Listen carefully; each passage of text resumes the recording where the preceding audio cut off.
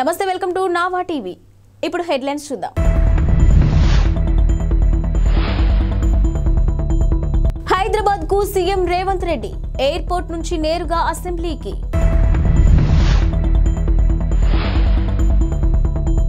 Trump కు భారీ shock ఇచ్చిన కొలరాడో సుప్రీం కోర్టు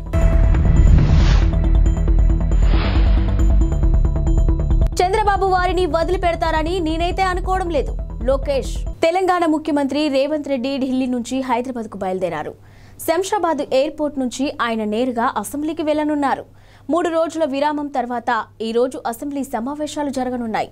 2014 నుంచి ఇప్పటి వరకు రాష్ట్ర ఆర్థిక పరిస్థితిపై పవర్ పాయింట్ ప్రజెంటేషన్ ఇవ్వనున్నారు. అనంతరం రాష్ట్ర ఆర్థిక స్థితిగతులపైన స్వల్పకాలిక చర్చ జరగనుంది.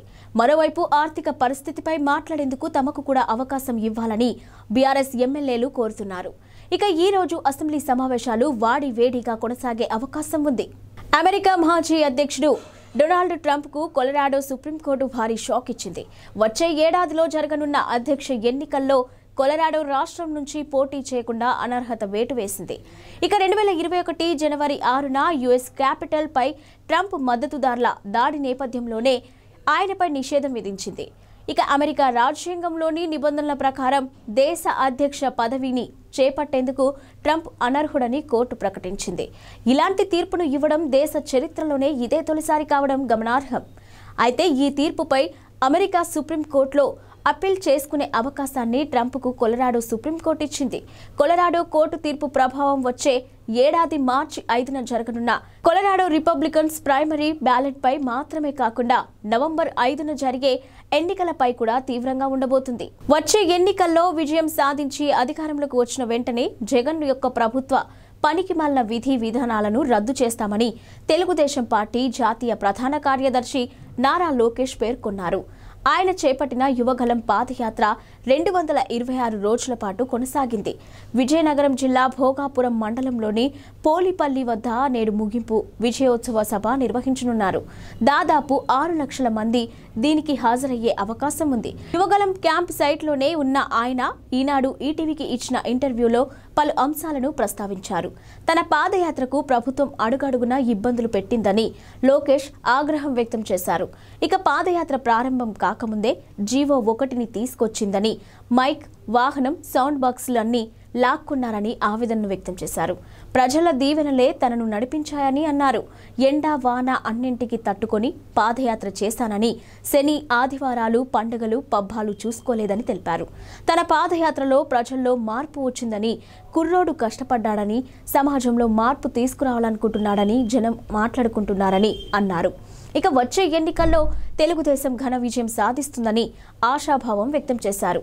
బీజేపీ కురువృద్ధులు అద్వానీ, మురళీ మనోహర్ జోషిల ఆరోగ్యాన్ని దృష్టిలో పెట్టుకుని వారిని అయోధ్య రామాలయం ప్రారంభోత్సవానికి రావద్దని కోరామని శ్రీరామ జన్మభూమి తీర్థక్షేత్ర ట్రస్ట్ వెల్లడించింది. ఇక తమ వినతిని ఇద్దరు అంగీకరించారని చెప్పిన సంగతి విదితమే.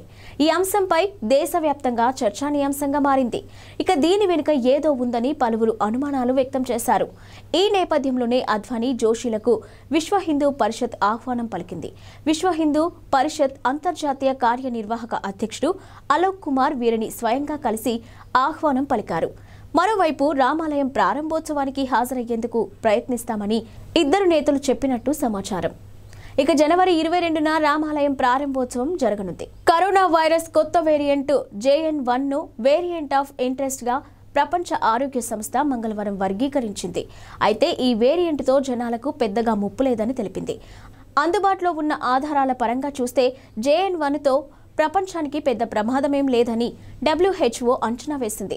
కాగా మాతృవంశం BA 2.86లో భాగంగా JN.1ను ఇంతకుముందే వేరియంట్ ఆఫ్ ఇంట్రెస్ట్ గా వర్గీకరించారు.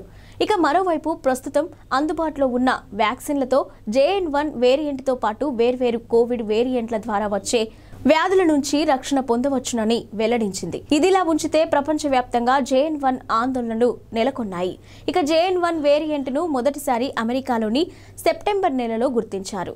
గత వారం చైనాలో కూడా 7 కేసులు నమోదయ్యాయి. ఇక డిసెంబర్ 8 నాటికి అమెరికాలో నమోదైన మొత్తం కరోనా కేసుల్లో 15% నుంచి 29% మాత్రమే JN.1 వేరియంట్ కేసులేనని US centres for disease control and prevention అంచనా వేసింది. అయితే ఇతర వేరియంట్లతో పోల్చితే JN.1 ప్రజారోగ్యానికి ఎక్కువ హాని కలిగిస్తుందని చెప్పడానికి ఎటువంటి ఆధారాలు లేవని CDC చెప్పుకొచ్చింది. వైసీపీ నేత, విజయవాడ డిప్యూటీ మేయర్ శైలజారెడ్డి భర్త అవుతూ శ్రీనివాసరెడ్డి కోర్టు ఆగ్రహానికి గురయ్యారు. 2015 నాటి కేసులో మంగళవారం కోర్టు వాయిదాకు వెళ్లాల్సి ఉండగా తనకు బదులు డ్రైవర్ను పంపించారు. దీంతో ఆయనపై జడ్జి సీరియస్ అయ్యారు. పర్యవసనంగా ఆయన క్షమాపణలు చెప్పాల్సి వచ్చింది. శ్రీనివాసరెడ్డి మంగళవారం కోర్టు వాయిదాకు హాజరు కావాల్సి ఉండగా వ్యక్తిగత డ్రైవర్ మురారిని పంపించారు. కోర్టు గుమస్తా నిందితుల పేర్లు పిలవగా కేసులోని నిందితులతో పాటు మురారి కూడా కోర్టు హాల్లోకి ప్రవేశించాడు. అయితే వయసు వ్యత్యాసంతో పాటు అతడు తడబడుతుండడాన్ని కోర్టు సిబ్బంది గమనించారు. అనుమానం వచ్చి ఆరా తీయడంతో అసలు విషయం వెలుగు చూసింది. తాను శ్రీనివాసరెడ్డిని కాదని డ్రైవర్ మురారి అని అంగీకరించాడు. దీంతో జడ్జి గాయత్రీదేవి ఆగ్రహం వ్యక్తం చేశారు.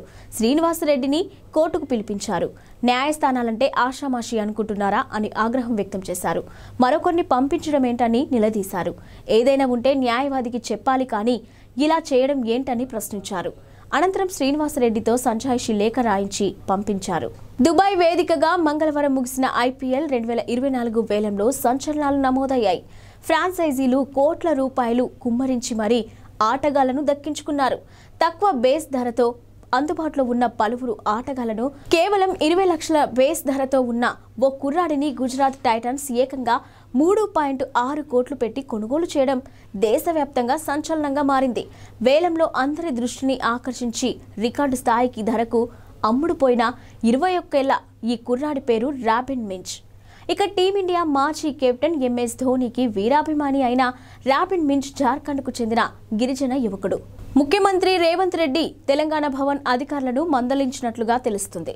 ఢిల్లీలోని తుగ్లక్ రోడ్ అధికారిక నివాసం వద్ద నేమ్ ప్లేట్ తయారీలో అధికారులు నిర్లక్ష్యం వహించారని తలంటు పెట్టినట్లుగా వార్తలు వచ్చాయి. అధికారిక నివాసానికి పెట్టిన నేమ్ ప్లేట్లో తెలుగు, హిందీ, ఇంగ్లీష్ భాషల్లో రాయించిన తెలంగాణ భవన్ అధికారులు ఉర్దూని విస్మరించారు. తెలంగాణలో రెండో అధికార భాషగా ఉర్దూ ఉంది. అయితే ఉర్దూని విస్మరించి 3 భాషల్లో నేమ్ ప్లేట్ అధికారులు తయారు చేయించారు.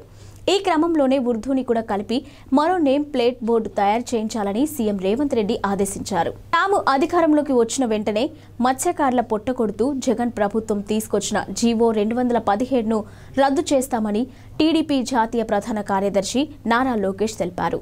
పద్ధతి ప్రకారం విద్యుత్ ఛార్జీలను తగ్గిస్తామని, చెత్త పన్ను, వృత్తి పన్నులను రద్దు చేస్తామని హామీ ఇచ్చారు. ప్రస్తుతం యువగలం క్యాంపు సైట్ వద్ద ఉన్న ఆయన ఈనాడు ఈటీవీకి ప్రత్యేక ఇంటర్వ్యూ ఇచ్చారు. తాము అధికారంలోకి వచ్చాక చేయాల్సిన పనులు చాలా ఉన్నాయన్న ఆయన రాష్ట్రాన్ని అభివృద్ధి పథంలో నడిపించి చూపిస్తామన్నారు. తాము అధికారంలోకి రాగానే మళ్లీ పరిశ్రమలను తీసుకొస్తామని, ఉద్యోగాలు ఇస్తామని, రోడ్లకు మరమ్మతులు చేస్తామని పేర్కొన్నారు. ప్రస్తుతం రాష్ట్రంపై 11 లక్షల కోట్ల అప్పు ఉన్నట్టు చెప్పారు. 2014 ఎన్నికల మేనిఫెస్టోలో ఇచ్చిన హామీల్లో దాదాపు 90% నెరవేర్చామని తెలిపారు. పేదల కోసం దాదాపు 120 సంక్షేమ కార్యక్రమాలు అమలు చేసిన ఏకైక పార్టీ టీడీపీయేనని స్పష్టం చేశారు. ఆహా ఓటీటీ సెంటర్కు వచ్చిన మా ఊరి పొలిమేర 2 సినిమాకి అనూహ్యమైన రెస్పాన్స్ వచ్చింది. ఆయా తర్వాత వచ్చిన రాక్షస కావ్యం సినిమా కూడా సందేశం పరంగా మంచి మార్కులనే కొట్టేసింది. ఇప్పుడు ఇదే ప్లాట్ఫామ్ పైకి రావడానికి కరీంనగర్ సినిమా రెడీ అవుతుంది. మోస్ట్ వాంటెడ్ అనేది ట్యాగ్ లైన్. ఈ సినిమాను ఆహాలో ఈ నెల 22వ తేదీ నుంచి స్ట్రీమింగ్ కానుందని తెలిపారు. అందుకు సంబంధించిన పోస్టర్ను అధికారికంగా రిలీజ్ చేశారు. ట్రైలర్ను కూడా వదిలారు. స్క్రీన్ ప్లే, సంభాషణలను రమేష్ ఎలికేటి సమకూర్చగా బాలాజీ భువనగిరి దర్శకత్వం వహించారు. సాహిత్య సాగర్ సంగీతాన్ని అందించాడు. ఒకవైపున రాజకీయం, మరోవైపున రౌడీయిజం నేపథ్యంలో జరిగే ఈ కథ నడుస్తుందనే విషయం ట్రైలర్ను బట్టి అర్థమవుతుంది.